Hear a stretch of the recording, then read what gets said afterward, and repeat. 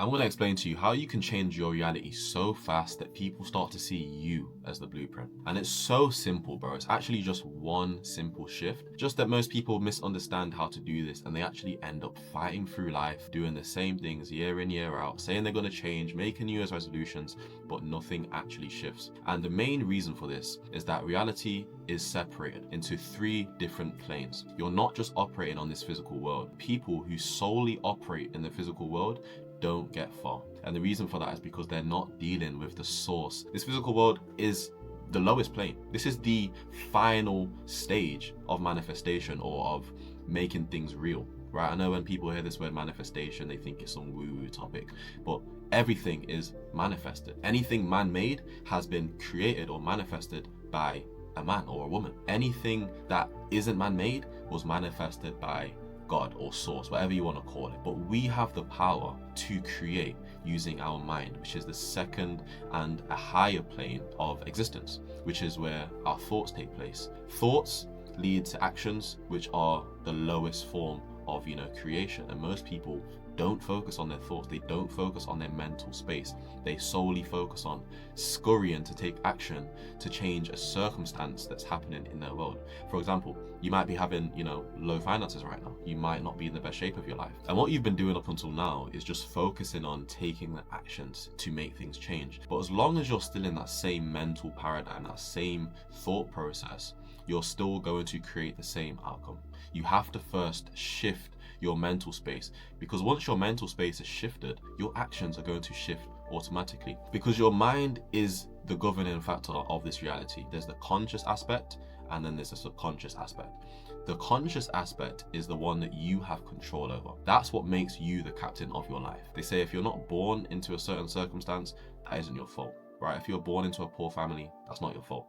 But if you die poor, that is absolutely your fault, because your mind can be reprogrammed by you. And the way you do this is you need to tap into the other aspect of your mind, which is the subconscious aspect. This is the aspect that does things for you on autopilot. You started to walk at a certain age. In fact, we all start to walk at a certain age. And typically it's within the same range for everyone. And the reason for that is because your subconscious is governing that process. Talking, for most people, that happens around the same age as well. Another example, you're breathing right now. Until I tell you to take a deep breath, you're breathing on autopilot. Your subconscious mind is literally controlling you. And it's not just, physical processes, right? Like, you're blinking and you're breathing and stuff. It's controlling the level of action that you're taking. You might want to start a business, but your subconscious programming isn't going to support you in starting that business, because you're actually not thinking like a business owner. You're thinking like a consumer. So you're not going to take the right actions in order to make it a successful business. So let me tell you how you actually get the right ideas into your subconscious mind and become the blueprint. But what you need to do is you have to change your self-concept, and your subconscious mind learn your current self-concept through repetition.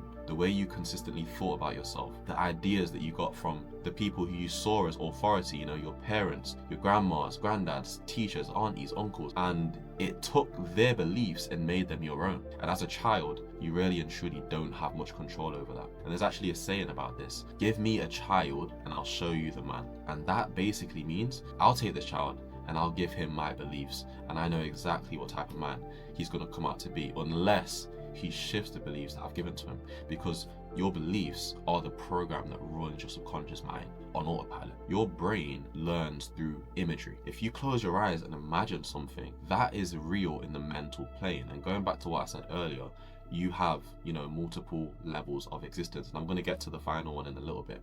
But that second plane, the mental plane, is what dictates everything that goes on in your world. So the way to tap into that is to start to imagine new things, right? Start to speak to yourself in new ways within your mind. It's not about out here, right? What you do physically. It's about what's going on in here. If you start telling yourself, I'm a successful business owner, or you start telling yourself, I make a lot of money, and you start imagining these things, and you start actually seeing yourself as that person, you're going to shift into a reality where that is normal for you, because your subconscious mind is subjective. It only operates based off what you're telling it. And up until now, you've been telling it that you're worrying about money. There are no good, relationships out there. Everyone's been taken. You're unhealthy. You've been telling it that you're not in good shape. And what happens is your subconscious mind takes you at your word and out pictures that reality. Because of your subconscious programming, your automatic action is just going to continue to get you the same results. So you need to tap into it by giving it new ideas, giving it the imagery of what you want. I know they say that,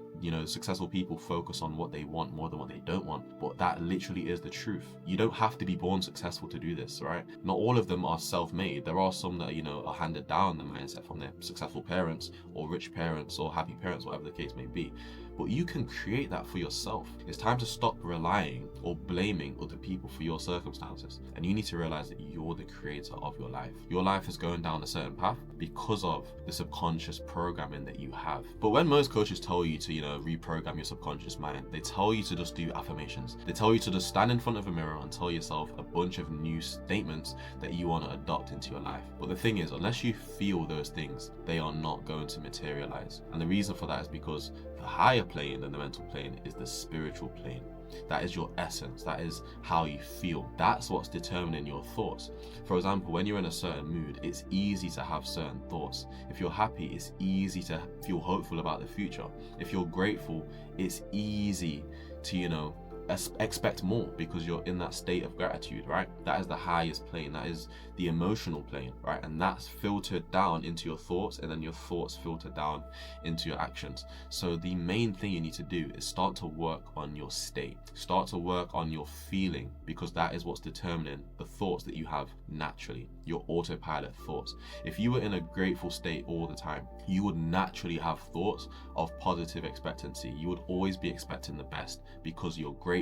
If you have a pessimistic, negative mindset, what are you going to expect? What are your thoughts going to be automatically without you needing to try? They're going to be negative, expecting the worst, seeing the bad in everything. And what's that going to do to your actions? It's going to limit the power behind your action. And I've done this myself, and I've changed this myself, and I've seen the power that just your emotional state has on you, because it's literally the highest plane. When people pray, whether they're Christian, Jewish, Muslim, whatever, they tap into a certain emotional state. And because they have such a belief in, their power or their God power, they end up creating what they prayed for. But you don't have to be religious to, expect good things or to get good things, right? It's all about your personal belief. If you believe in the way your mind works and you understand the way your mind works, that you're literally just a product of your subconscious programming, you would have the power to create your reality. I want you to know that. If you understood this and believed it, you would naturally start to make an effort to feel positive every single day. You would get out of your bed every single day and make it a priority to do the work to start to feel the way you need to feel in order to have the thoughts you need to have, in order to take the action you need to have.